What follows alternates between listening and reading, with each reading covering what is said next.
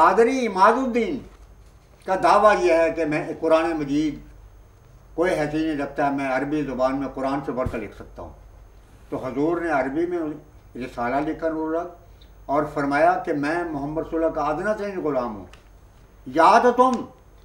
اس عربی رسالے کا عربی میں جواب دو، اور اگر نہ جواب دو اور نہ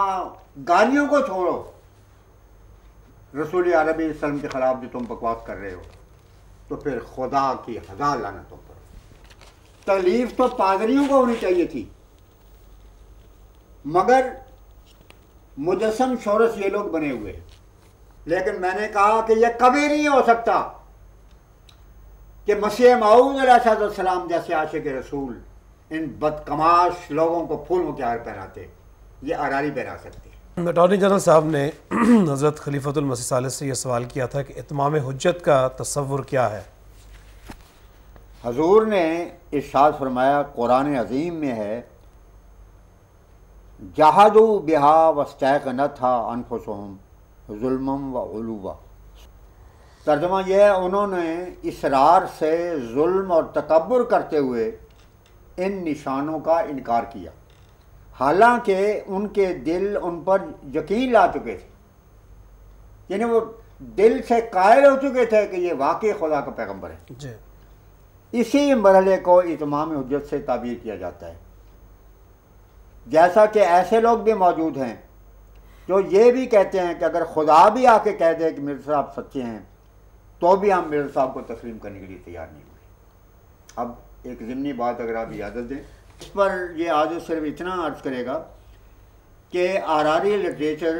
میں یہ بات 74 کے بعد بھی شائع شدہ موجود ہے، اور وہ کتاب بھی میرے پاس ہے۔ اس میں ایک آراری کے متعلق یہ لکھا گیا ہے کہ یہ کیسا فضائی ہے ختم نبوت کا، کہ عالم خواب میں حضرت صلی اللہ علیہ وسلم کی زیارت ہوئی اور حضور نے فرمایا کہ مرزا صاحب سچے ہیں، جاؤ ان کی بیعت کر لو۔ تو لکھا ہے کہ اس شخص نے یہ کہا، آراری جو تھا خواب دیکھنے والا، اس نے کہا کہ یا رسول اللہ مجھے ختم نبوت کے معنی آتے ہیں۔ اس سے بڑھ کر آپ یہ دیکھیں، یہ حضرت پیر نعمانی صاحب، سراج الحق صاحب نعمانی کا بیان ہے، اور چشمدید بیان ہے، تسبیۃ المہدی میں موجود ہے۔ اس میں یہ لکھا ہے کہ ایک دفعہ میں لدھیانہ اسٹیشن پر چہل قدمی کر رہا تھا کہ اچانک مولوی محمد حسین صاحب بٹالوی جو اول المکفرین تھے، سب سے پہلے فتویٰ انہوں نے دیا، اور ان اراریوں کے لحاظ سے محافظ ختم نبوت سب سے پہلے تو وہی ہیں، باقی تو یہ ان کی جوتیوں کے خاک ہیں۔ حضرت پیر صاحب کہنے لگے کہ مولانا آپ کو تو کوئی ذاتی دشمنی تو نہیں ہوگی مرزا صاحب سے، اگر میں قرآن سے ثابت کر دوں کہ مرزا صاحب خدا کے فرشتاد ہیں تو پھر تو آپ کو انکار کی کوئی گنجائش نہیں ہوگی بالکل۔ تو یہ شخص کہنے لگا کہ اگر قرآن سے ثابت ہو جائے کہ مرزا سچا ہے تو میں قرآن چھوڑ دوں گا، مگر مرزا صاحب کو ماننے کے لیے تیار نہیں ہوگا۔ یہ تذکر مہدی میں لکھا۔ جی، حضرت صلی اللہ علیہ وسلم کی ذات اقدس ہم تمام مسلمانوں کے لیے بہت بابرکت ہے۔ اس حوالے سے بار بار سوالات یہ کرتے رہے اشتعال انگیزی کے لیے۔ ایک سوال یہ بھی کیا کہ حضرت صلی اللہ علیہ وسلم نبی تھے، اور کیا حضرت مرزا صاحب کے بعد بھی کوئی نبی آ سکتا ہے؟ یہ یقیناً سوال ہوا تھا، مجھے اچھی طرح یاد ہے۔ حضور نے اس کے جواب میں یہ فرمایا کہ حضرت صلی اللہ علیہ وسلم خاتم بھی ہیں اور فاتح بھی۔ آئندہ وہی نبی آ سکتا ہے جس پر مور محمدی ثبت ہو، اور یہ مور صرف مسیح موعود کے لیے ہے۔ جہاں تک امکان کا تعلق ہے، حضرت شاہ اسماعیل شہید بالا کوٹ فرماتے ہیں، اس شہنشاہ کی تو یہ شان ہے، یعنی اللہ تبارک و تعالیٰ کی، اس شہنشاہ کی تو یہ شان ہے کہ ایک آن میں ایک حکم کن سے چاہے تو کروڑوں نبی اور ولی اور جن اور فرشتے اور جبرائیل اور محمد صلی اللہ علیہ وسلم کے برابر پیدا کر ڈالے۔ تقویت الایمان، صفحہ 46، مطبوعہ نومبر 1934، خواجہ برقی پریس، دلی۔ یہ سوال اٹھایا گیا کہ آپ کے لٹریچر سے یہ معلوم ہوتا ہے کہ آپ نے ہمیشہ، یعنی احمدیوں نے ہمیشہ ملت اسلامیہ سے علیحدگی کی راہ اختیار کی، اور اس پر انہوں نے الفضل 16 جولائی 1944 کا ایک حوالہ پیش کیا، جس میں لکھا ہوا تھا کہ دشمن یہ محسوس کرتا ہے کہ کوئی حرکت پیدا ہوئی تو ہم اس کے مذہب کو کھا جائیں گے۔ تو یہاں اٹارنی جنرل صاحب نے پوچھا کہ مذہب اور کھا جانے سے کیا مراد ہے؟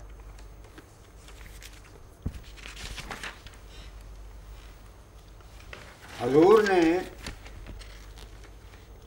حضرت مسلم موعود نے، حضور کا جواب یہ تھا کہ اس مضمون میں خلیفۃ المسیح ثالث، حضرت یہ جواب حضرت خلیفۃ المسیح ثالث نے جو دیا ہے جی، وہ یہ تھا کہ حضرت مسلم موعود نے اس مضمون میں غیر مسلموں کا ذکر کیا اور بتایا ہے کہ غیر مسلم جو ہیں انہیں پتہ ہے کہ خدا نے ہمیں وہ دلائل دیے ہیں کہ ان کے سارے خلے پاش پاش ہو جائیں گے۔ اب دیکھیں عیسائیت کے متعلق مسیح موعود علیہ السلام نے جو یہ عظیم الشان ریسرچ دنیا کے سامنے پیش کی کہ مسیح علیہ السلام بچا لیے گئے تھے، اور اس کے بعد نصیبین کے شہنشاہ کی کوشش کے نتیجے میں پھر وہ افغانستان کے رستے سے وہ سری نگر پہنچے، کیونکہ اس وقت بدھوں کی حکومت تھی، اور بدھوں کی حکومت میں یہ سارے رستے بڑے کھلے بنائے جا رہے تھے، کیونکہ بدھ چاہتے تھے کہ بیرونی دنیا سے بھی ان کا تعلق ہو، اور یہ اشوک کے زمانے میں سری نگر کی بنیاد رکھی گئی ہے۔ تو اس وقت آپ نے، حضرت مسیح ابن مریم نے یہ صورت اختیار کی کہ جب انہیں زندہ اتارا گیا تو ان کے لیے زخم کے لیے مرہم تیار کی گئی، اور یہ آپ نے تاریخی لٹریچر سے ثابت کیا، بلکہ انجیل سے ثابت کیا کہ مسیح علیہ السلام زندہ بچا لیے گئے تھے، اس لیے کہ یہ میں اپنی بات بیان کر رہا ہوں۔ حضور کا جواب تو حضور کا جواب تو آپ نے یہ فرمایا نا کہ اس میں یہ کہا کہ حضرت مسلم موعود رضی اللہ تعالیٰ عنہ نے اس مضمون میں یہ کہا ہے کہ یہ غیر مسلموں کا ذکر ہے، تو میں اس کی تشریح کر رہا ہوں جی، کہ خدا نے ایسے دلائل دیے ہیں کہ ان کے مذہب کو کھا جانے والا ہے۔ مذہب کا لفظ ہے، اور مذہب تصورات کا نتیجہ ہوتا ہے، نظریات کا نام ہے مذہب۔ تو فرمایا تمہارے مذہب کے مقابل پر ہمارے دلائل تو میں ختم کر کے چھوڑیں گے، چنانچہ مسیح موعود کا نام ہی قاصر صلیب ہے۔ تو حضور نے انجیل سے یہ بات ثابت کی، انجیل میں لکھا ہے عبرانیون میں کہ اس نے بشریت کے دنوں میں رو رو کے اور تضرع سے دعا کی جو اس کو بچا سکتا تھا، اور خدا نے تقوی کے سبب اس کی دعا قبول کر لی۔ یہ اعلان عام کر رہا ہے حوالہ کہ مسیح علیہ السلام نے خدا کی جناب میں تضرع کی، عاجزی کی، آنسو بہائے کہ اے باپ اگر ہو سکے تو یہ موت کا پیالہ ٹال دیا جائے، تو خدا نے تقوی کے سبب اس کی دعاؤں کو قبول کر دیا۔ صاف ثابت ہے کہ خدا نے اس طرح ہی ان کو محفوظ کیا جس طرح کہ حضرت ابراہیم آگ میں جلائے گئے مگر آگ جلا نہیں سکی، موسیٰ علیہ السلام سمندر میں چلے گئے مگر سمندر ان کو نگل نہیں سکا، حضرت صلی اللہ علیہ وسلم غار ثور میں آپ نے پناہ لی مگر دشمن آپ کے اوپر مسلط نہ کیا جا سکا۔ تو یہ خدا تعالیٰ کی عجائبات ہیں نبیوں کے ساتھ، یہی صورت باقی نبیوں کے ساتھ ہوئی، یہ مسیح علیہ السلام کے ساتھ ثابت ہوئی۔ اور آج عجیب بات ہے، ایک بہت بڑی تعداد یورپ کی اسکالرس کی، جن میں جرمنی کے بعد اسکالر بالکل واضح ہیں، کسے سلیب کانفرنس میں انہوں نے مقالہ پڑھا، اور آج تو دنیا گونج رہی ہے ان مسائل سے، امریکہ سے رسالے چھپ رہے ہیں، فلمیں دکھائی جا رہی ہیں انڈیا میں، اور اس کے علاوہ امریکہ میں، جرمنی میں، خود وہاں سے ہمارے احمدی مبلغوں نے مجھے اس کے ٹیپ وغیرہ بھی بھجوائے ہیں، جس سے آج دنیا پر کھل گیا ہے کہ مسیح علیہ السلام آسمان پر نہیں گئے بلکہ ہجرت کر کے یہاں پر تشریف لے آئے تھے۔ ایک سوال الفضل 3 جولائی 1952 کے حوالے سے حضور حضرت خلیفۃ المسیح الثالث رحمہ اللہ سے کیا گیا کہ اس میں درج ہے کہ ہم فتح یاب ہوں گے اور تم مجرموں کی طرح ہمارے سامنے پیش کیے جاؤ گے، تو اس کے جواب میں حضور نے کیا فرمایا؟ حضور نے اس کے جواب میں جہاں تک مجھے یاد ہے یہ ارشاد فرمایا کہ اس تاریخ کے الفضل میں یہ عبارت نہیں مل سکی۔ صحیح جی۔ اسی طرح حضرت مسلم موعود کے حوالے سے یہ کہا گیا کہ مرزا محمود احمد صاحب کا یہ بیان ہے 16 جنوری 1952 میں کہ الفضل میں شائع ہوا کہ 1952 کو گزر نہ دیجیے جب تک دشمن آغوش احمدیت میں نہ گر جائے۔ حضور نے اپنی زبان مبارک سے یہ فیصلہ کن جواب دیا کہ یہ حضرت خلیفہ ثانی کا بیان نہیں، ایک ذیلی تنظیم خدام الاحمدیہ کے معتمم تبلیغ کا نوٹ ہے۔ اس پر میں صرف یہ بات عرض کرنا چاہتا ہوں، اس وقت معتمم تبلیغ عبدالربیع صاحب آصف تھے، وفات ہو چکے ہیں۔ جی۔ اگلا سوال حضور سے یہ ہوا کہ جب انگریز کی حکومت کی اطاعت جماعت احمدیہ کے عقیدے کا حصہ تھی تو آپ نے تحریک آزادی میں کیوں کر حصہ لیا؟ یہ ذرا دوبارہ پڑھ دیں۔ حضور سے سوال کیا گیا اٹارنی جنرل یحییٰ بختیار صاحب کی طرف سے کہ جب انگریز کی حکومت کی اطاعت جماعت احمدیہ کا عقیدہ تھی جی، تو آپ نے تحریک آزادی پاکستان میں کیوں حصہ لیا؟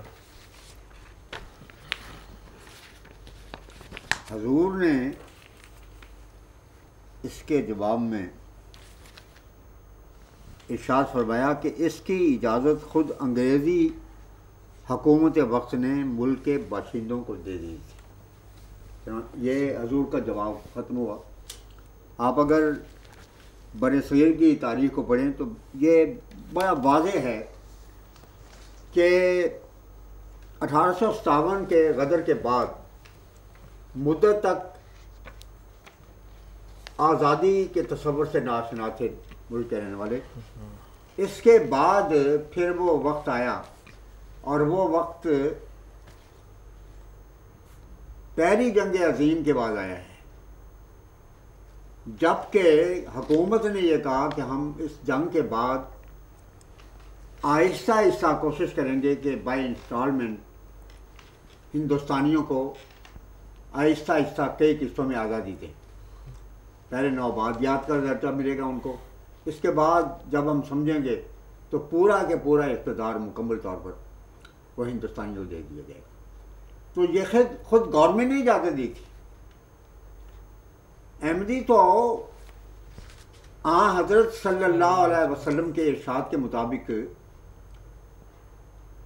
قانون کی پابندی کے آج دنیا میں پرچم لہرا رہے ہیں۔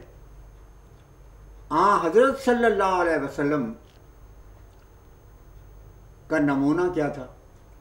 اور وہ نمونہ قرآن کی روشنی میں تھا۔ قرآن میں لکھا ہے کہ یوسف علیہ السلام وزیر تھے، مگر اس وقت کی جابر حکومت کے ماتحت کسی فارنر کو وہ اپنے ہاں رکھ نہیں سکتے تھے، اس لیے بن یامین کے لیے خدا نے تدبیر کی۔ ما کان لیاخذ اخاہ فی دین الملک، سورہ یوسف میں موجود ہے۔ اس میں قرآن نے یہ بیان کیا ہے کہ خواہ کوئی بادشاہ فرعون بھی ہو اور اس میں یوسف جیسا اولوالعزم پیغمبر رہتا ہو، پھر بھی اس یوسف کا فرض ہے کہ قانون وقت کی اطاعت کرے۔ حضرت صلی اللہ علیہ وسلم کا اپنا اسوہ حسنہ یہ دیکھیں، حضور جب طائف کی طرف ہجرت کر کے تشریف لے گئے تو حضور کا منشا مبارک یہ تھا کہ خدیجہ اور چچا حضرت ابو طالب، ہمارے نگاہ میں آخر میں حضرت ابو طالب نے اسلام قبول کر لیا تھا۔ حضرت ابو طالب کی وفات کے بعد اور حضرت خدیجہ کے وصال کے بعد مکے والوں نے عرصہ حیات جب تنگ کیا تو حضور نے فیصلہ کیا کہ اب مجھے ہجرت کر کے تو طائف جیسے شہر میں چلے جانا چاہیے، یہاں میں خدا کے آواز نہیں بچا سکتا۔ لیکن وہاں ان ظالموں نے جو سلوک کیا وہ تاریخ کا ایک کھلا ورق ہے، کس طرح بد سگالوں نے چولیوں میں پتھر ڈال کے رسول پاک صلی اللہ علیہ وسلم پر سنگباری کی، اور حضور صلی اللہ علیہ وسلم سر سے لے کر پاؤں تک خون میں نہا گئے. یعنی وہ خون جس کا ایک ایک قطرہ اس کائنات سے افضل تھا وہ بہایا گیا. اس عالم میں حضور علیہ السلام پھر واپس آئے، مگر مکے میں تشریف نہیں لا سکتے تھے. بارڈر پر آپ نے اپنے خادم زید سے یہ کہا کہ ٹرائبل سسٹم یہ ہے کہ جب تک کہ قبیلے کا کوئی سردار یہ اعلان نہ کرے کہ میں انہیں پناہ دیتا ہوں، شیلٹر دیتا ہوں، اس وقت تک اگر کوئی شخص مستقل ہجرت کا ارادہ رکھنے والا پھر واپس آتا ہے تو اس کو جو بھی شخص قتل کرنا چاہے قتل کر سکتا ہے. یہ ٹرائبل سسٹم تھا. تو حضور صلی اللہ علیہ وسلم جو کہ کائنات کے شاہد اولاق تھے، جن کو خدا نے کہا لولاک لما خلقت الافلاق، یہ نہیں کیا کہ یہ خانہ کعبہ کی تعمیر تو میرے ذریعے سے اس کے مقاصد پورے ہونے والے ہیں، میں ہی اس کائنات کا وہ فرد ہوں جو کہ اس کائنات کا موجب ہے. حضور نے یہ صورت اختیار کی کہ مکہ سے باہر آپ ٹھہر گئے، زید کو بھجوایا، ساروں نے انکار کر دیا کہ نہیں ہم پناہ دینے کے لیے تیار نہیں ہیں. مطعم بن عدی بہت ہی شریف انسان تھا. اس نے کہا کہ یہ ٹھیک ہے ہم محمد کے صلی اللہ علیہ وسلم کے دعویٰ کو تو تسلیم نہیں کرتے، مگر وہ ایک عالی نسب شاہی خاندان کا فرزند ہے، میں پناہ دیتا ہوں، وہ تشریف لائیں. چنانچہ حضور صلی اللہ علیہ وسلم اس یقین دہانی کے بعد زید کو لیے ہوئے پھر ان کے گھر پہنچے. رات کا وقت آپ تصور کریں. مطعم بن عدی نے اپنے چاروں بیٹوں کو کہا کہ تلواریں سوچ لو، اور حضرت کی اشارہ کر کے کہا کہ ان کو اپنے حالے میں اور دائرے میں لے کے تو خانہ کعبہ تک لے جاؤ. نبیوں کا سردار ان چار بیٹوں کے اندر آہستہ آہستہ خانہ کعبہ تک پہنچا ہے. وہاں جا کے یہ مطعم بن عدی اونٹنی پر سوار تھے، یہ ابن ہشام کی روایت ہے اور بھی دوسرے مستند تاریخوں میں موجود ہے. اس وقت کھڑے ہو کر بلند آواز سے مطعم بن عدی نے یہ آواز دی اور کہا یا معاشر قریش قد اجرت محمدً، اے اہل قریش میں نے محمد رسول اللہ صلی اللہ علیہ وسلم کو پناہ دی ہے. فلا تخذلوہ، اسے بیگانہ نہ چھوڑ دینا، ولا تؤذوہ، اور اس کو تکلیفوں کا نشانہ نہ بنانا. اس اعلان کے بعد جو گویا ٹرائبل سسٹم کے مطابق یہ ویزے کو کہہ سکتے ہیں آج موجودہ ٹرمنالوجی کے لحاظ سے، حضور علیہ السلام نے اس کے بعد پھر ان کی اجازت سے طواف کیا خانہ کعبہ کا، اور پھر ان سے اجازت لی کہ میں اپنے گھر جا سکتا ہوں. یہ تعامل تھا محمد عربی صلی اللہ علیہ وسلم. تو آج دنیا میں اس اسوہ محمدی کا پرچم سوائے انبیاء کے کسی کے پاس نہیں ہے. اس لیے ہم کہتے ہیں، اور ہمارے آقا حضرت خلیفۃ المسیح خامس فرما چکے ہیں کہ دنیا کا امن وابستہ ہے جماعت احمدیہ کے ساتھ. ابھی پچھلے سال ڈاکٹر صاحب آپ بھی قادیان تشریف لے گئے تھے. رات کو وہاں سماچار، ہند سماچار کے ایڈیٹر تشریف لائے، ان سے گفتگو ہوئی. آخر میں ایک بات ہوئی، بہت سی باتیں تھیں. میں نے ان سے یہ بات کہی کہ آج دنیا پر کھل گیا ہے کہ باوجود ہے کہ دنیا بڑی فارورڈ ہو چکی، سائنسی لحاظ سے کوئی مثال نہیں دنیا کے انقلاب کا، ہر چیز دنیا کے سامنے ہے، مگر یہی ایک مصیبت کا پیش خیمہ بن گیا. اور جو دعویٰ امن کا کرنے والے ہیں وہ بموں سے بموں کے ذریعے سے اور قتل و غارت کے ذریعے سے امن کرنے کا منصوبہ بنا رہے ہیں اور کرتے چلے جا رہے ہیں. تو آپ جانتے ہیں کہ ایسی صورت میں تو کبھی امن نہیں قائم ہو سکتا.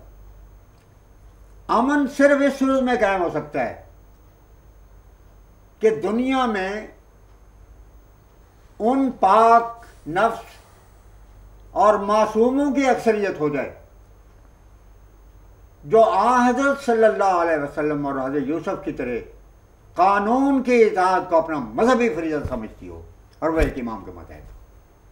اور میں نے کہا کہ یہ سوائے جماعت احمدیہ کے کون ہے جو یہ فریضہ ادا کر سکتا؟ انہیں ماننا پڑا کہ حقیقتاً جماعت احمدیہ ہی سے دنیا کا امن وابستہ ہے۔ تو ہم نے جماعت احمدیہ نے حضرت مسلم موعود کی قیادت میں جو تحریک آزادی میں حصہ لیا، اور تحریک آزادی سے مراد ہماری نگاہ میں مسلم لیگ کی تحریک پاکستان ہے، ہم اسی کو تحریک آزادی سمجھتے ہیں، ورنہ ملا جس کو تحریک آزادی سمجھتا ہے ہم اس کو تحریک بربادی کہتے ہیں، یاد رکھیں آپ۔ اس لیے آپ یہ دیکھیں کہ عطاء اللہ شاہ صاحب بخاری نے مسجد خیر الدین امرتسر میں تقریر کی، اور یہ تقریر اخبار مجاہد میں شائع شدہ موجود ہے، اور حاضرین امید ہے کہ اسکرین پر بھی اس کو ملاحظہ فرما سکیں گے۔ وہ تقریر اس عنوان سے چھپی، آرآر پولیٹیکل کانفرنس امرتسر میں پرچم آزادی لہرانے کی تقریب اور حضرت امیر شریعت کی حریت پرور تقریر۔ اب وہ حریت پرور تقریر یہ تھی، یہ بھی جلی قلم سے عنوان ہے، ہندوستان صرف ہمارا اور ہمارا ہی وطن ہے، مسلمانوں کا فرض ہے کہ آزادی حاصل کر کے دیگر اقوام کے سامنے بطور تحفہ پیش کریں، اور اس کی وضاحت اس رنگ میں کی ہے انہوں نے، کہتے ہیں کہ بات یہ ہے کہ ہندوستان کی آزادی ہم نے طلب کی تھی۔ آپ ذہنیت دیکھیں، مراد یہ ہے کہ محمد بن قاسم مسلمان تھے، انہوں نے ہندوستان کے رہنے والوں کو غلام بنا دیا تھا۔ اس جرم کی سزا کے طور پر ہم مسلمانوں کا فرض یہ ہے کہ جس طرح محمد بن قاسم نے یہ جرم کیا تھا کہ ہندوستان کے رہنے والوں کا خون بہایا اور پھر ہندوستان پر قابض ہو گئے، ہمیں اب اپنے خون کی قربانی دینی چاہیے ہندوستان کی آزادی کے لیے۔ مگر جب ہندوستان آزاد ہو جائے تو یاد رکھو کہ ہمیں کسی آزاد ملک کی ضرورت نہیں ہے، ہمارا یہ فرض ہوگا کہ ہم ہندوستان کی آزادی کے بعد آزادی کا تحفہ پنڈت جواہر لال نہرو کی خدمت میں پیش کر دیں اور خود خدمت خلق میں شامل ہو جائیں۔ تو یہ تاریخ بربادی تھی، دراصل ہم لعنت بھیجتے ہیں اس تاریخ پر جس میں کہ مسلمانوں کی بربادی ہو۔ تاریخ آزادی حضرت قائد اعظم کی تاریخ پاکستان تھی، اور اس میں اس جوش کے ساتھ جماعت احمدیہ نے حصہ لیا تھا کہ مولانا ابراہیم صاحب سیالکوٹی نے مارچ 1946 میں کلکتے میں تقریر کی، اور وہ چھوی موجود ہے، تائید پاکستان، پیغام ہدایت تائید پاکستان، اس کی فوٹو کاپی بھی میں نے آپ کے سامنے پیش کر دی ہے۔ انہوں نے یہ مارچ 1946 کی بات ہے، اور یہ وہ دور تھا جس وقت کے مرکزی انتخابات میں 100% نشستیں مسلم لیگ نے حاصل کر لی تھی، اور ایک بہت بڑا جشن تشکر منایا گیا دسمبر 1945 میں۔ مارچ میں تمام ہندوستان کے صوبوں کے یعنی صوبائی انتخابات تھے۔ یہ اس دور کی بات ہے جس میں کہ جماعت احمدیہ اللہ تعالیٰ کے فضل سے بھرپور انہوں نے حصہ لیا۔ اس موقع پر میر ابراہیم صاحب سیالکوٹی نے، میں اس لیے کہہ رہا ہوں کہ پاکستان کی تاریخ اصل ماخذوں سے معلوم کی جا سکتی ہے، وہ جھوٹی اور افسانوی تاریخ جو کہ آرآر نے بنا رکھی ہے اس کا کوئی حقیقت کے ساتھ تعلق نہیں۔ اصل تاریخ آزادی قائد اعظم کی تاریخ پاکستان تھی، اور اس موقع پر جو کردار تھا وہ میں بتا رہا ہوں آپ کو۔ میر ابراہیم صاحب سیالکوٹی وہ صف اول کے لیڈر تھے جماعت اہل حدیث کے۔ انہوں نے اپنی تقریر میں یہ بیان فرمایا کہ میرے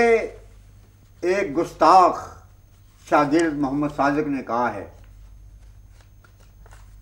کہ تم بھی مسلم لیگ میں شامل ہو گئے ہو، جس میں مرزائی بھی شامل ہے۔ آگے فرماتے ہیں کہ میں اس کو کہتا ہوں اور آپ کو بھی بتاتا ہوں کہ جماعت احمدیہ کا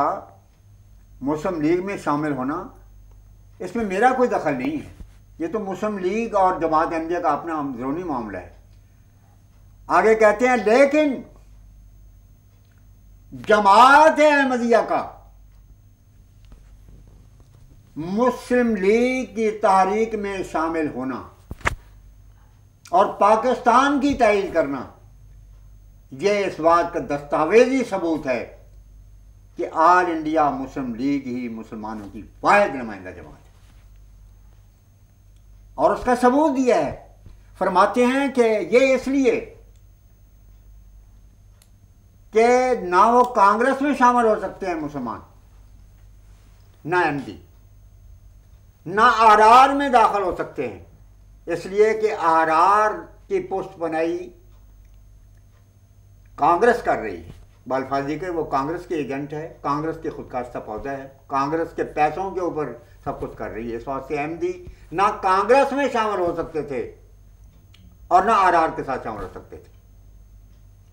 اس لیے وہ مسلم لیگ میں شامل ہوئے جس میں شیعہ بھی شامل ہیں، سنی بھی شامل ہیں، بریلوی بھی شامل ہیں، دیوبندی بھی شامل ہیں، اس لیے جماعت احمدی بھی اس میں شامل ہو۔ اور آگے فرماتے ہیں کہ میں اس گستاخ کو بتانا چاہتا ہوں کہ ابوالکلام آزاد جیسا انسان جو کہ کانگریس کا علمبردار ہے، اس شخص نے اپنے فتاوی میں احمدیوں کو مسلمان تسلیم کیا ہے، اور اگر تمہیں اعتراض ہو تو میں تمہیں اس کا جواب دینے کے لیے تیار ہوں۔ مولانا ثناء اللہ صاحب امرتسری کا اس میں بیان موجود ہے، وہ کہتے ہیں کہ دراصل اس میں یہ جو مسلم لیگ ہے یہ مسلمانوں کی جماعت ہے، اور اس میں نو کے لحاظ سے نہیں دیکھنا چاہیے کہ یہ فلاں اہل حدیث ہے، فلاں قادیانی ہے، یہ جو نو کی بات ہے، پیسید مسلمان سارے اکٹھے۔ اٹارنی جنرل صاحب کی طرف سے یہ سوال کیا گیا کہ مرزا صاحب نے یعنی حضرت مسیح موعود علیہ الصلوۃ والسلام نے 1857 کی جنگ کو غدر کے نام سے موسوم کیا ہے۔ حضرت خلیفۃ المسیح الثالث نے اس کے جواب میں ارشاد فرمایا کہ مغل بادشاہ بہادر شاہ ظفر، مورخ ذکاء اللہ خان اور خواجہ حسن نظامی اور دیگر کئی اور مشاہیر اور اکابر کا یہی مسلک ہے۔ اس موقع پر حضور نے مفصل حوالے پیش کیے جن میں مولانا سید نذیر حسین صاحب دہلوی کی سوانح حیات بعد الموت تھی، جس میں کھلے لفظوں میں غدر کا لفظ استعمال کیا گیا ہے۔ یہ کوئی اقتباس آپ پڑھ کے سنائیں گے؟ اس وقت حیات بعد الموت کا اقتباس میں اس کا مفہوم زبانی عرض کرنا چاہتا ہوں۔ اس میں یہ لکھا ہے کہ مولوی نذیر حسین صاحب بیچارے ایک دفعہ انہوں نے کہا کہ بہادر شاہ ظفر جو ہے وہ تو باغیوں کے ہاتھوں خود مجبور ہے، وہ کیا کر سکتا ہے اس وقت، اور باغی یہ ہندو ہیں، اور بہادر شاہ ظفر جو کہ تنخواہ یعنی پنشن خوار ہے خود انگریزوں کا، وہ بے بس ہے اس معاملے میں، تو کارروائی ہندو کر رہے ہیں اور نام بہادر شاہ ظفر کا لیا جا رہا ہے۔ تو یہ تفصیل اس میں موجود ہے۔ یہ جواب تو میں نے عرض کیا ہے۔ اس سلسلے میں ایک آدھ معروضات میں بھی میرے سامنے بھی پیش نظر ہیں، وہ یہ ہے کہ اس زمانے میں جتنے اکابر تھے ان کو غدری قرار دیا۔ تاریخ تو وہی مستند ہے جو اس دور کے اکابرین نے جس کی طرف اشارہ کیا ہے۔ وہ ملا جو آج کی پیداوار ہے وہ 1857 کے متعلق کیا سمجھ سکتے ہیں جب تک کہ وہ اس دور کے لٹریچر کو نہ دیکھے۔ اب آپ دیکھیں یہ جو اس کو تحریک آزادی قرار دیا گیا ہے اور غدر کا نام چھوڑا گیا ہے، یہ دراصل آپ اگر دیکھیں تو مسلمانوں میں آراری مولوی اور کانگریسی مولویوں کے ذریعے سے یہ بات آئی ہے، اور یہ ہندوؤں کی پلاننگ تھی۔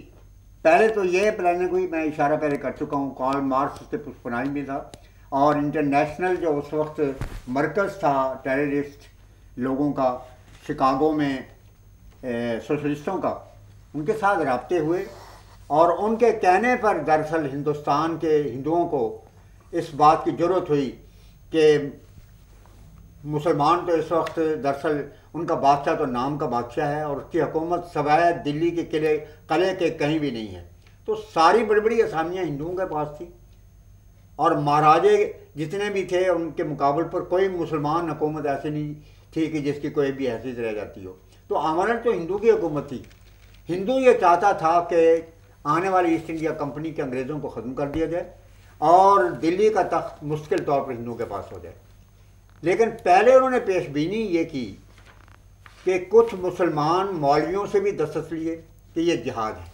بعض مرے ہوئے جو لوگ مولوی تھے ان کے بھی انگوٹھا لگا لیا، اور مولوی صدر الدین آزردہ جو چیف جسٹس تھے بہادر شاہ ظفر کے، ان سے بھی بالجبر انگوٹھا لگایا، اور یہ ساری چیزیں اس لیے تھیں اشتہار کے طور پر انہوں نے دلی کے جامع مسجد کے پھاٹک پر یہ سارے اشتہار لگایا اور کہا کہ مسلمانوں کا کے اوپر جہاد فرض ہو گیا ہے، اور مقصد یہ تھا کہ اگر اس بغاوت میں ہم ناکام ہوئے اور مقدمہ چلا تو ہم یہ پیش کر دیں گے کہ حضور ہم تو آپ کے وفادار تھے، یہ ساری کارستانی مولویوں کی اور مسلمانوں کی ہے، کیونکہ ایسے ہی کیا انہوں نے۔ بلکہ آپ حیران ہوں گے کہ جب قلعہ معلیٰ میں مقدمہ چلا، فریزر غالباً اس وقت اٹارنی جنرل تھا ایسٹ انڈیا کمپنی کی طرف سے، تو اس نے مفتی صدر الدین آزردہ کا فتویٰ سنایا، اور یہ ملزم کے طور پر پیش تھے اس وقت عدالت میں۔ انہوں نے فریزر نے پیش کیا کہ بہادر شاہ ظفر بھی شامل تھے اور یہ صدر الدین بھی آزردہ بھی شامل تھے، کیونکہ ہندو مکند لال جو پرائیویٹ سیکرٹری تھا بہادر شاہ ظفر کا، خود اس نے ایک سوچے سمجھی اسکیم کے مطابق بہادر شاہ ظفر کے متعلق کہا کہ دراصل سرپرستی یہی کرنے والے تھے، حالانکہ بہادر شاہ ظفر نے خود اس کو غدر قرار دیا۔ عجیب بات ہے، آپ اگر خواجہ حسن نظامی صاحب کی اس زمانے کی تحریریں جو چھپی موجود ہیں غدر کے متعلق، ساری کارروائی انہوں نے اس کا ترجمہ شائع کیا ہوا ہے، مقدمہ بہادر شاہ ظفر کے نام سے۔ اس میں خود بادشاہ نے کہا ہے کہ میں تو خود مجبور تھا، تلنگو آتے تھے اور پسٹل دکھا کے تو مجھ پر دستخط کرا دیتے تھے، مجھے تو خود ڈر تھا یہ مجھے مار دیں گے، ایسی بغاوت کے اوپر تلے ہوئے تھے یہ لوگ۔ تو بہادر شاہ کہہ رہا ہے کہ غدر ہے، خلیفۃ المسلمین کہتے ہیں کہ اس غدر سے بچنا چاہیے مسلمانوں کو۔ پہلے یہ معذر نامے میں بیان کر چکا ہوں، حضور نے یہ بات بیان کی۔ مکے کے چاروں مفتی کہہ رہے ہیں کہ یہ غدر ہے اور مسلمانوں کو حکومت وقت کی اطاعت کرنی چاہیے۔ ہندوستان کے علماء میں سے مولانا قاسم نروتوی، ان کے متعلق تذکرہ الرشید میں میٹھی صاحب لکھتے ہیں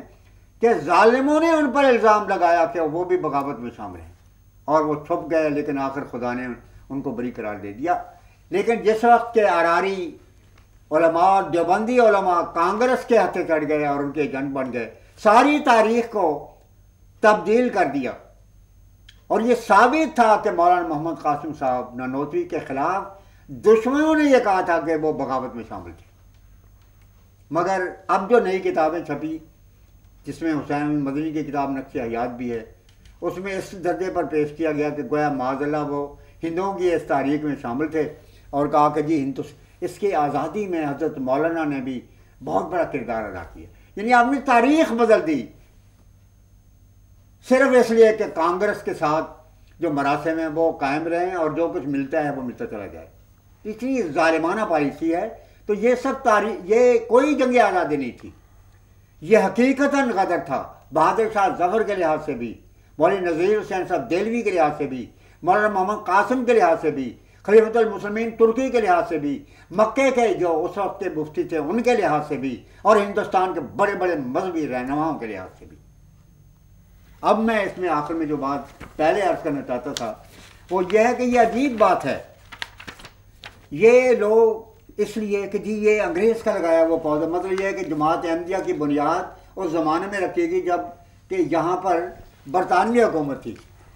حالانکہ یہ بتائیں کہ یہ جتنے تنظیمیں ہیں، بریلوی تنظیم ہو، اہل حدیث ہو، یہ سارے انگریز کے زمانے کی تاریخیں ہیں، خود آرار انگریز کے زمانے میں بنی ہیں. مگر جماعت احمدیہ کا یاد رکھیں انگریز کے زمانے میں قائم ہونا اور مسیح موعود کا آنا، اور اس لیے آنا کہ مسلمان اسلام کو چھوڑ چکے تھے، یہ مسیح موعود اور جماعت احمدیہ کی حقانیت کا ایک روشن نشان ہے. اس کی وجہ کیا ہے میں آپ کو بتانا چاہتا ہوں. یہ حیرت انگیز انکشاف ہے. جماعت احمدیہ کا قیام کس سن میں ہوا تھا؟ 1304 ہجری میں، یعنی 1892 میں.